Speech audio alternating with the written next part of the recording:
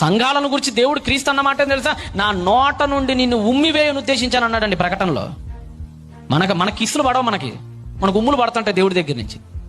అట్ట ఉంటది మన బతుకు ఎట్టంటే, ఒకప్పుడు రోమన్ సైనికులు గాండ్రించి వస్తుంటే సిలువేసేటప్పుడు ఆ మహానుభావుణ్ణి తుడిచేసుకున్నాడు, తిరిగి ఉయ్యలా. వాళ్ళ మీద ఉయ్యాలనిపించలా, క్షమించాలనిపించింది వాళ్ళని. My lord my father forgive them, వాళ్ళ క్షమించేయ అన్నాడు.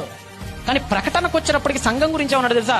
నా నోట నుండి ఉమ్మి వేయను ఉద్దేశించి ఉన్నాను అన్నాడండి ఆయన. అంటే ఎంత అసహ్యంగా మన బ్రతుకులు ఉన్నాయో ఆలోచించండి. ఆ మాట అనింది ఆయన అన్యులతో కాదు, గమనించండి. ఆ మాట అనింది ఎవరితో? ఆయన సంఘముతో అన్నాడు. ఆయన మాట సంఘముతో అన్నాడు, రక్తం పెట్టిన సంఘంతో అంటున్నాడు ఆయన మాట. అంత అసహ్యంగా బ్రతుకుతుందా నేటి సంఘం?